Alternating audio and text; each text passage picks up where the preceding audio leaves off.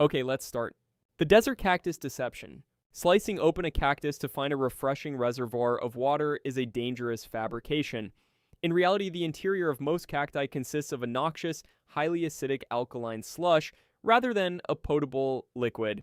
These desert succulents produce complex chemical compounds to protect their moisture from herbivores. Consuming this fluid frequently induces severe gastrointestinal distress, including violent vomiting and diarrhea. Instead of hydrating the survivor, these symptoms accelerate the loss of critical bodily fluids and electrolytes, leading to rapid, fatal dehydration. While the fishhook barrel cactus is technically less toxic, its fluid remains extremely harsh on the human renal system. Relying on this botanical water source is essentially a gamble with kidney failure and accelerated heat stroke, making it one of the most counterproductive decisions one can make in an arid environment.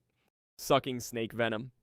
Attempting to manually extract venom from a puncture wound via suction is a medical fallacy that creates a secondary emergency. Once a venomous snake strikes, the toxins enter the lymphatic system and bloodstream almost instantaneously, spreading far beyond the reach of any superficial suction. The human mouth is a sanctuary for diverse bacteria. Introducing these pathogens into an open wound significantly increases the risk of severe sepsis and localized tissue necrosis.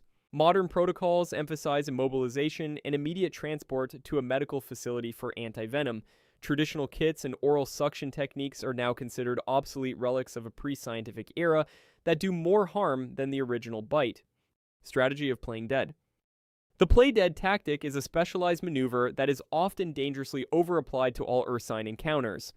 This strategy is specifically intended for defensive strikes by grizzly or brown bears, which typically attack to neutralize a perceived threat to their cubs or territory. However, black bears are frequently predatory. If a survivor collapses and remains still, the animal interprets this as an invitation to begin feeding on a helpless carcass. When confronted by a black bear, the correct protocol involves standing your ground, amplifying your physical presence, and vocalizing loudly to intimidate the predator.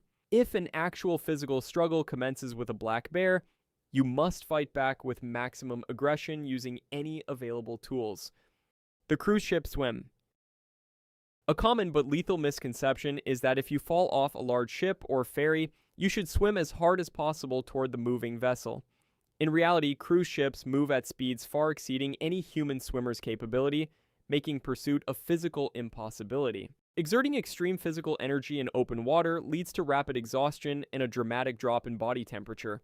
The correct approach is to remain as calm as possible, utilizing a dead man's float to conserve every ounce of energy and body heat. By staying still and focusing on visibility, such as waving or using reflective items, you increase the chances that a rescue boat or helicopter will spot you. Swimming away from your fall point only makes you a harder target to find, and ensures you will drown from exhaustion before help arrives. Removing impaled objects.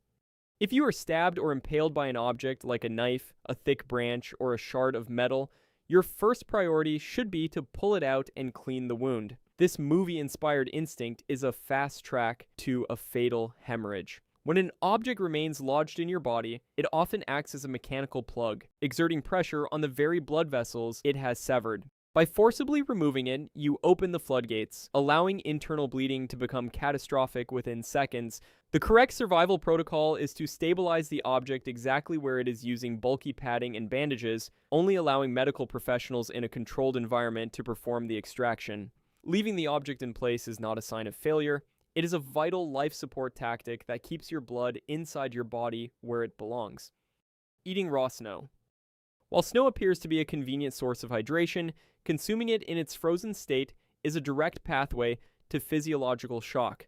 The human body is a finely tuned thermal engine that must maintain a core temperature of approximately 37 degrees Celsius. Ingesting large quantities of frozen crystalline water forces the internal organs to divert massive amounts of metabolic energy to melt the snow and raise its temperature.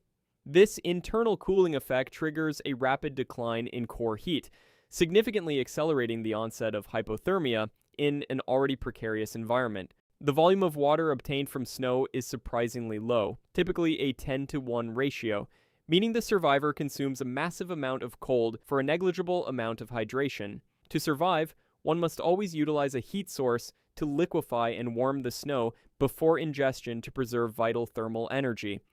Wait 24 or 48 hours to report someone missing. Movies and television have repeatedly shown viewers that there is a required waiting period between when someone goes missing. This delay is often portrayed as 24 to 48 hours, but that idea is not accurate. In reality, there is no mandatory waiting period to report a missing person. Law enforcement officials actually encourage people to contact them immediately as soon as someone is suspected to be missing. Waiting can reduce the chances of locating the person safely, especially in cases involving children, elderly individuals, or vulnerable persons. Zigzagging from alligators. The myth of zigzagging to escape an alligator is a tactical blunder that ignores the basic physics of pursuit. Alligators are capable of explosive terrestrial sprints reaching speeds of nearly 18 kilometers per hour, but they possess very limited cardiovascular endurance and poor agility over distance. By running in a jagged zigzag pattern, a human survivor significantly increases the total distance they must travel while simultaneously reducing their own forward momentum. This maneuver keeps the survivor within the alligator's striking zone for a longer duration. In reality, an alligator will rarely pursue a target for more than a few meters before retreating to the safety of the water. Therefore, the most statistically successful escape method is sprinting with maximum velocity in a direct straight line to put as much distance as possible between oneself and the water's edge. If you enjoyed this content, hit the like button and subscribe. Feel free to leave your video ideas in the comments. See you in the next video.